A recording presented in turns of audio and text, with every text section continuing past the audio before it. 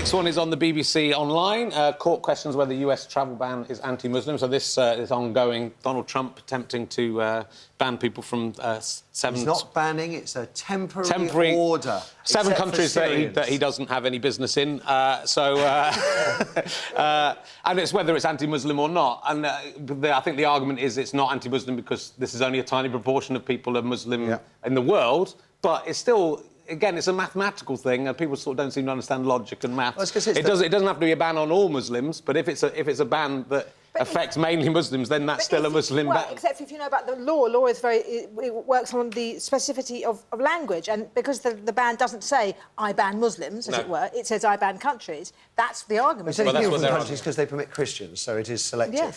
So it is a ban. None of these countries, I think I'm right in saying, certainly within America, have had a terrorist atrocity occurring. But if you but because he hasn't banned anybody coming from Saudi Arabia, which is where the majority of the 9/11 attackers came from. Flagged up by Barack Obama, are they? Yeah, but he didn't. But he didn't make a blanket ban on everyone coming in, and that's not. You know, it's America. It's the land of the free. It's welcoming immigrants in. But except when you go through customs in America, it doesn't feel like the land of the free, does it? They're constantly letting. But that's what I mean. It's not like there isn't vetting. It's not like the Barack Obama. Exactly as you say, they had things in place. They weren't letting everyone in. If you have information on a person, don't let that person in. But you can't say if they suddenly said no. But if you had information on people, and you knew that X number of people were intent on causing damage in a country, and they were all Muslim, that wouldn't be a racist policy if they were all terrorists. Yeah, but that's if you specifically ban individuals. All Muslims, even if all terrorists were Muslim, which they aren't, that doesn't mean all Muslims are terrorists. He didn't ban Muslims. He banned people from these countries. From these predominantly Muslim countries who have not done any terrorism. That's not correct. He has specifically said that Christians can come in, so it is relative to the countries. No, he hasn't. He has said Christians can come in. No, I don't think he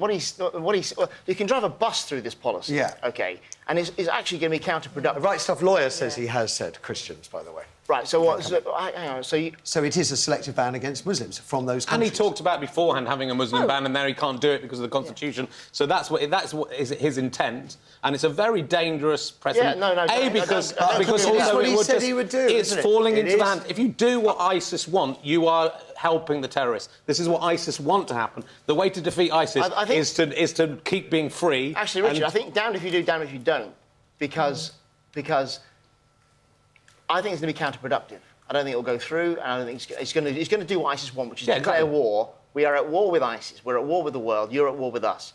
But the appeasement of the previous administrations is equally not productive.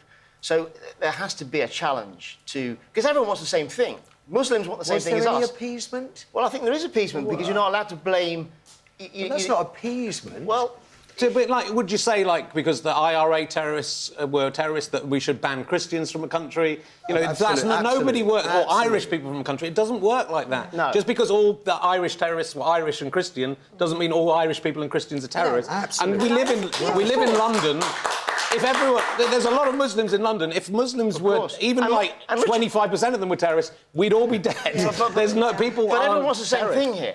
Everyone wants the same thing. And Muslims, Christians, all want this scourge of Islamic terrorism to be solved, don't we? But isn't it even more fundamental than that? Is everybody wants to be treated fairly, and then actually you could argue the roots of all terrorism tend to lie in unfairness, people being treated badly. That's the more Americans are killed by toddlers with guns than by Muslims. Yes. More people are killed by gun sprays in America, and then no one's trying to stop that. But if the overarching aim of ISIS is an international caliphate, I would have thought that's... It isn't an international caliphate. It's a caliphate down to... Are they doing it? Are they getting anywhere? How many even in America, since 2001, there was an amazing, fantastic, massive atrocity. The point is only a very small people want that caliphate, and the world generally, combined, unified, doesn't want that. Yeah, of course. Right. So we are all on the same side. And they're using terrorism to scare you, so if you get scared by terrorism, then they are getting what they want. It's a tiny, tiny amount of people that... we must move on. Do feel free to comment and give us a thumbs up if you feel inclined.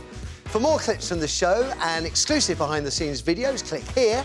If you're new to the channel, click the subscribe button here to be automatically informed when new videos are available. Links to our other social media platforms can be found in the description. Thanks for watching.